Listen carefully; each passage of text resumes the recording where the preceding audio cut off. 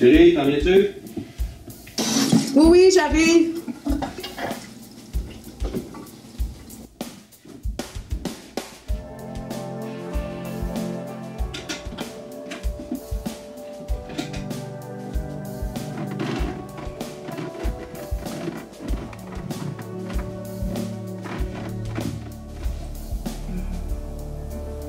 Damien, as-tu été déposé ta paix? Donc, l'hypothèque va passer. C'est le mec l'hypothèque de passer? Ben oui. Là, justement, fallait que je t'en parle. J'ai pas pu déposer ma paye au complet. Mais comment ça, t'as pas pu déposer ta paye au complet? J'avais des paiements à faire pour la job, puis la paye était pas mal réduite. David, tu réalises-tu qu'on va avoir un retard, puis ça va nous faire un mauvais nom?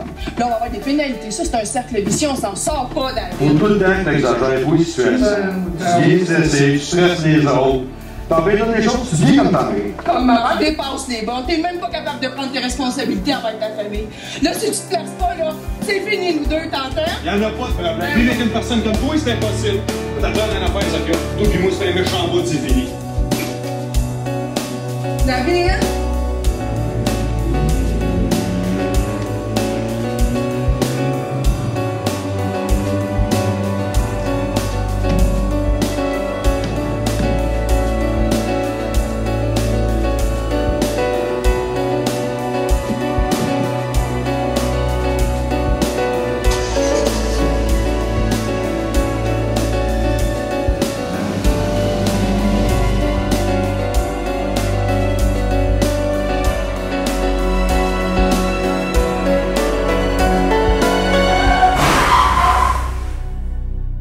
Depuis plusieurs siècles, voire même depuis plusieurs millénaires, l'homme vit dans l'illusion d'être en plein pouvoir sur sa vie. En fait, il s'agit d'un leurre, créé de toutes pièces par les sociétés, les religions et les clans familiaux. Ceci dans le but que l'individu se sente confortable et en sécurité dans sa vie. Plus le groupe est imposant face au regard des autres, plus l'individu vit dans l'illusion d'avoir du pouvoir. Mais c'est tout le contraire qui arrive, car à ce moment-ci, l'individu lègue son pouvoir au groupe. Il perd alors tout son pouvoir d'individualité. Il devient un mouton qui suit le troupeau. Il devient la masse. Il se fond dans la masse. Il devient alors un être conditionné à tous les niveaux de sa vie sans même s'en rendre compte. Il est beaucoup plus facile de se fondre dans la conscience du groupe que de reprendre son pouvoir créateur en main et de manifester sa vérité. Et je dis bien ici sa vérité, et non pas la vérité des autres. Ici, nous devons prendre le temps de nous arrêter, de nous poser la vraie question. Pourquoi je? La réponse à cette question, nous devons arrêter de la chercher à l'extérieur de nous, car elle réside en nous. En fait, nous sommes cette réponse.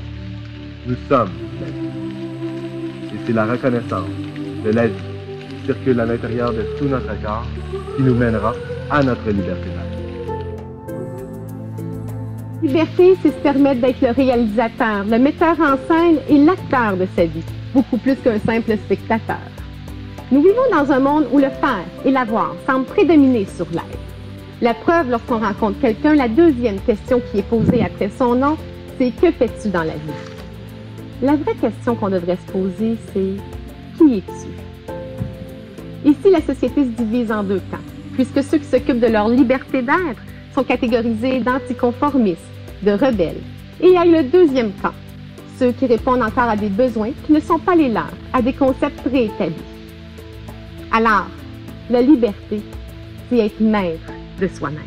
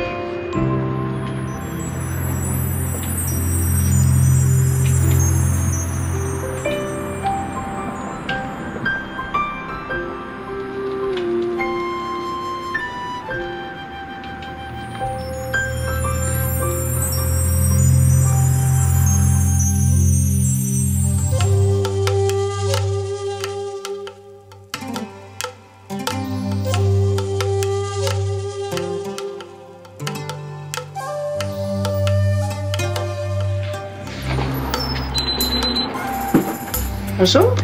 Bonjour.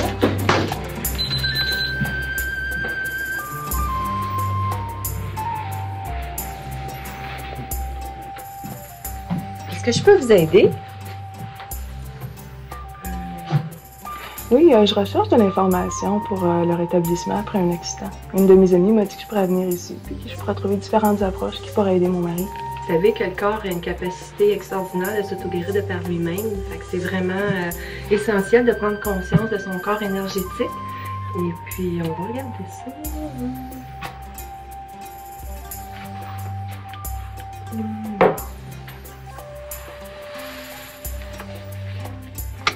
Oui, ça, je pense bien que ça pourrait vous aider.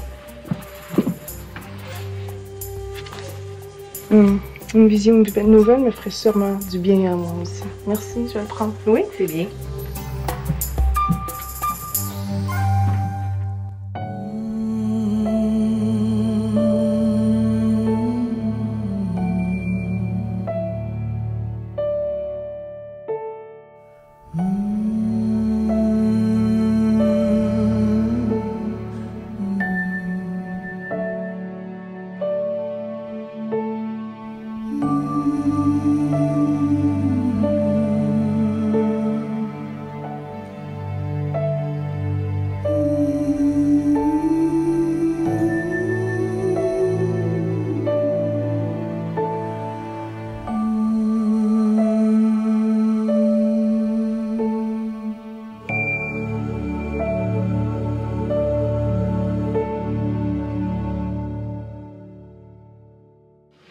Il n'existe évidemment pas de recette miracle pour atteindre cette liberté.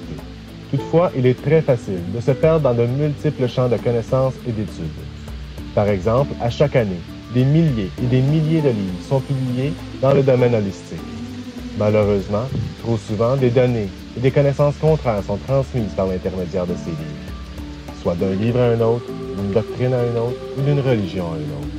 Il devient alors inévitable de s'y perdre. De plus, notre façon d'aborder et d'intégrer ces connaissances à l'intérieur de notre quotidien est trop souvent erronée. Ceci dû au conditionnement qui règne dans nos vies. Ici, nous devons nous retourner vers le seul et unique maître enseignant qui nous convienne à tous, soit l'univers lui-même. La volonté de mettre ses connaissances et ses livres de côté et de se laisser enseigner par la nature et la vie elle-même, soit par l'eau, l'air, le feu, la terre, le ciel et ses étoiles, la lune et le soleil, ainsi que leurs cycles, les planètes, les 4 saisons et la danse cosmique de toutes nos galaxies. C'est la véritable ouverture de soi et de reconnaissance de soi dans son espace. C'est le principe du macrocosme, microcosme.